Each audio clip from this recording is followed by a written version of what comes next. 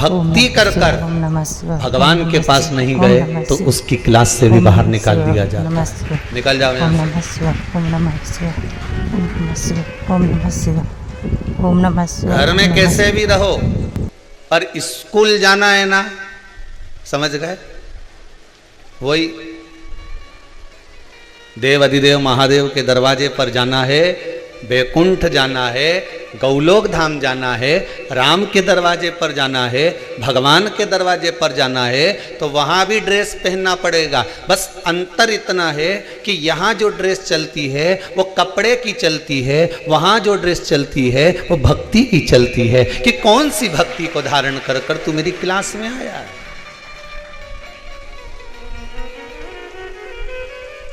अगर भक्ति को धारण कर कर नहीं गए, अगर ड्रेस पहन कर नहीं गए तो धक्के मारकर निकाल दिया जाएगा वहां से भी, क्लास से। चलो निकलो बाहर।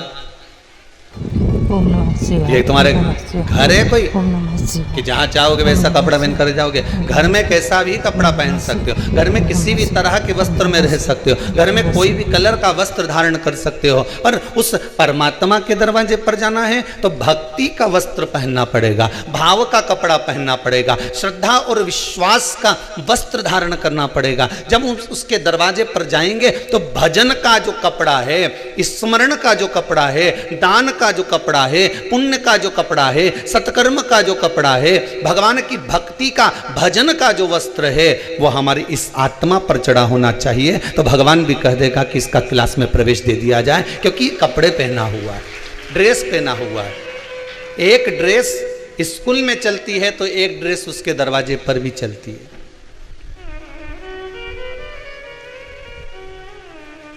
भजन भोले बाबा का करते रहोगे तो संसार सागर से तरते रहोगे। आप ड्रेस पहनो,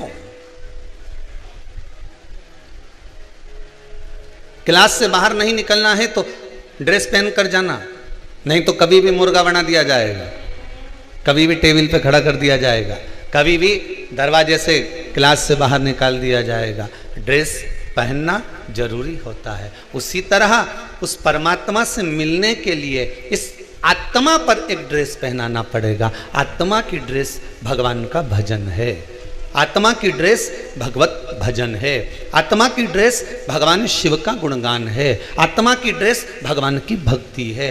जिस भक्ति के बल पर हम परमात्मा के दरवाजे पर जाएंगे तो परमात्मा फिर अपनी क्लास से बाहर नहीं निकालेगा आपको। परमात्मा कहेगा ड्रेस पहन कर आया है, टाई भी लगाया हुआ है, जूते भी पहना हुआ है, मोजे भी पहना हुआ है और सारी यूनिफॉर्म, सारी ड्रेस बहुत बढ़िया पहना हुआ है, सारी ड्रेस उसकी अच्छी है, इसको बाहर नहीं निकालना, इसको तो भीतर रखना है।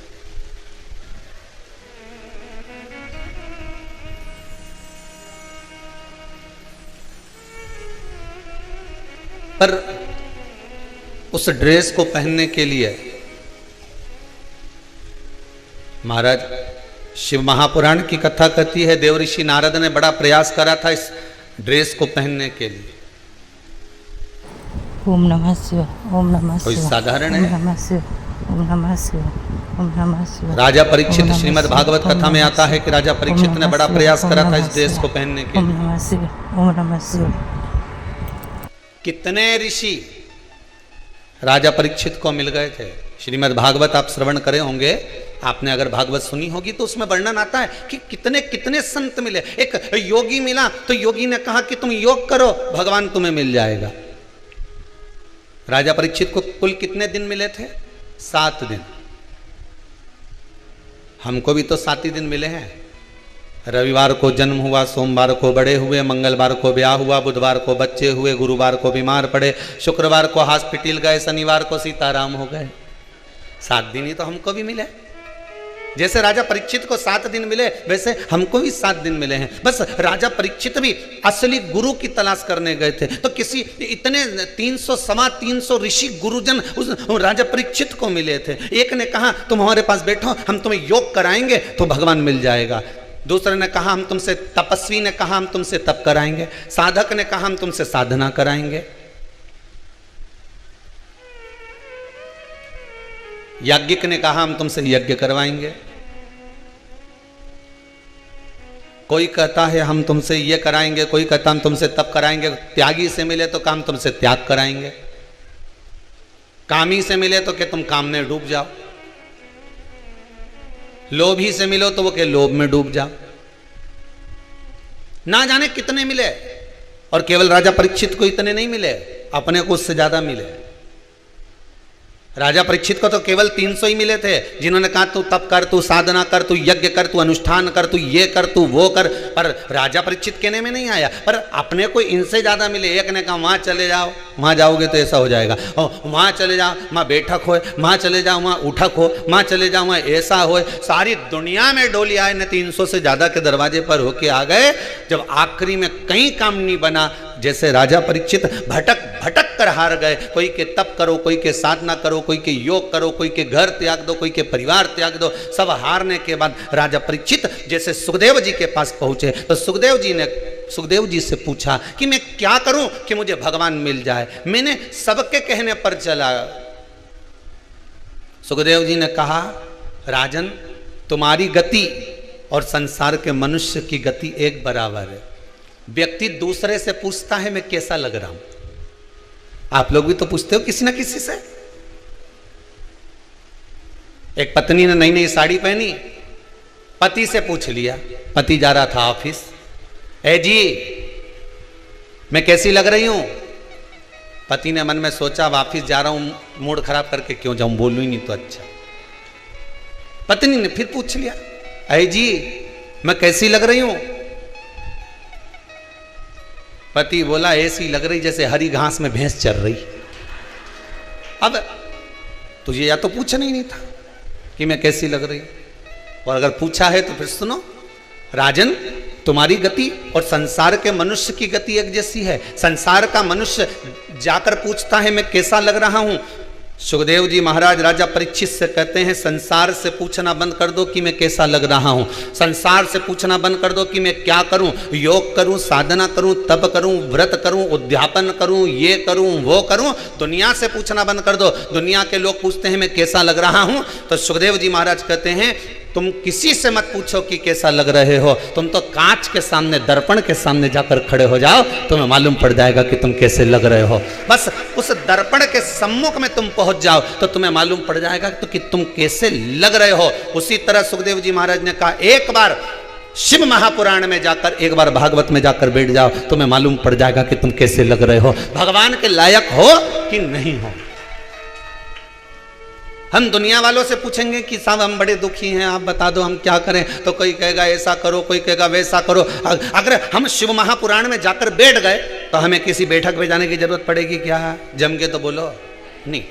ये पत्र में लिख के किसी ने, इसको कागज नहीं मिला तो लिफाफा पे धरिए और लिख दिया। 2 बार मैंने, पहले तो बताओ तो सर ये लिफाफा लिखा किसने था? कहीं का बैठा हो तो हाथ ऊंचा करो जरा।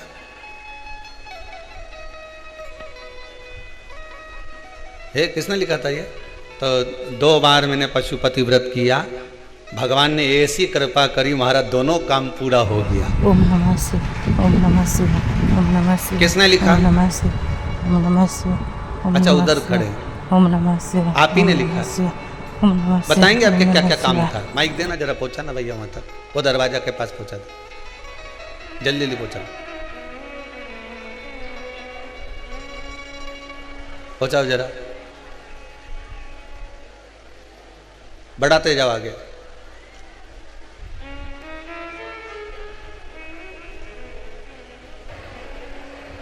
लिफाफा का आधा हिस्सा है, आधा कहां गया रे?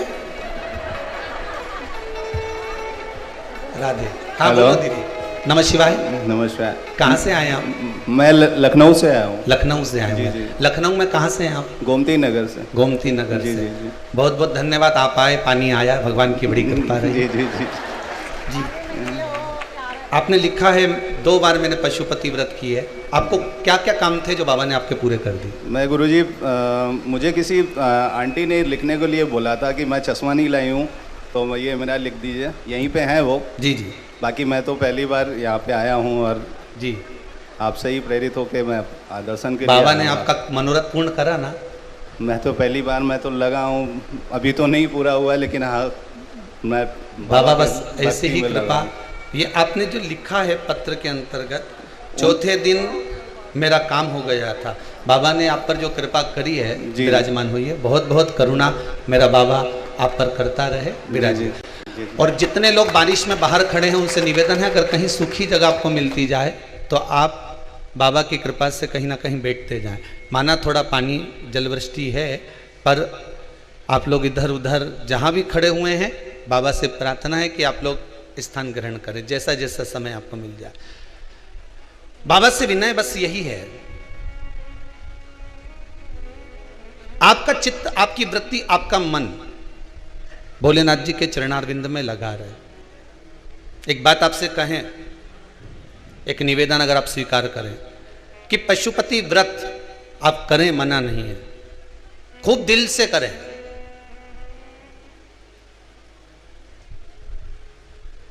पर एक निवेदन स्वीकार करेंगे तो अगर आप भगवान के सामने केवल एक बार बोलो कि बाबा हमारी ये कामना है। कारण क्या है? एक पत्नी पति से बार बार अगर किसी चीज की कामना करती है,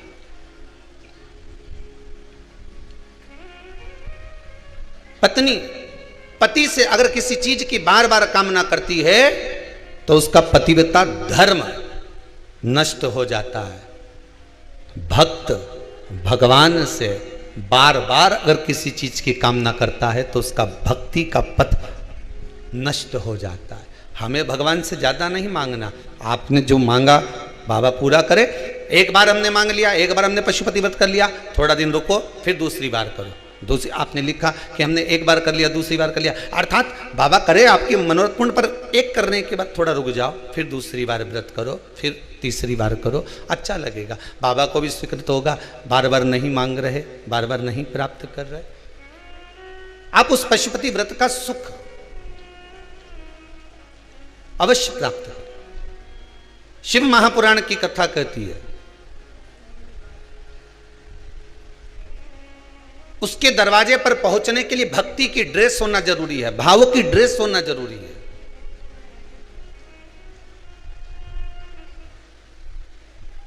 और भक्ति की ड्रेस पहनकर जब हम उस परमात्मा के दरवाजे पर जाएंगे तो सुख का भान अवश्य उत्पन्न होगा, अवश्य उत्पन्न। और यदि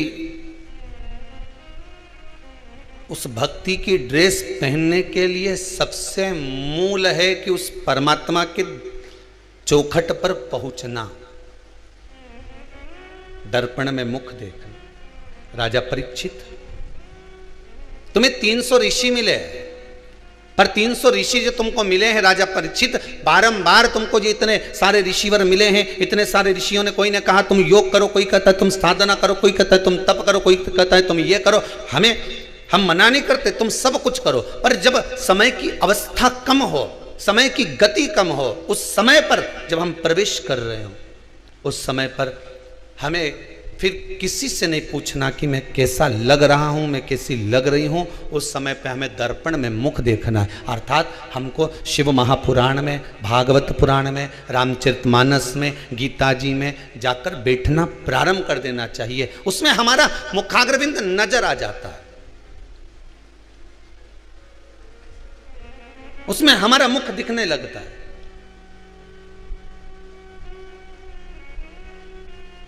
हम दुनिया के लोगों से पूछेंगे ना कि हम कैसे लग रहे हैं तो वो कुछ ना कुछ खोट दिखा देगा, पर दर्पण आपको खोट दिखाएगा क्या?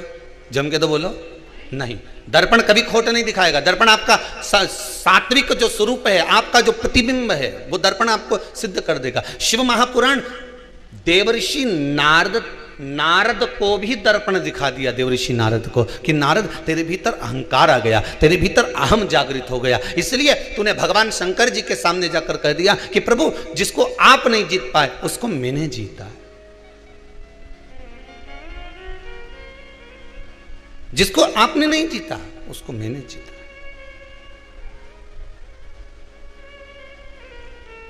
वो अहम देवर्षि नारद का सम्मुख में आकर खड़ा हो गया।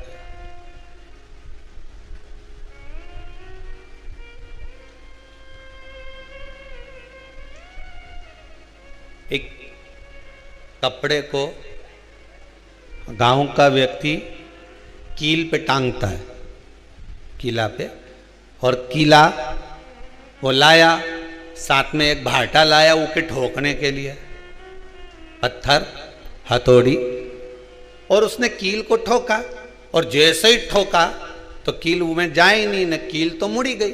बोलो सही है, मुड़ गई। फिर उसने ठोका, फिर मुड़ गई, फिर थोड़ी सी इधर खसकाई, फिर ठोका, फिर मुड़ गई।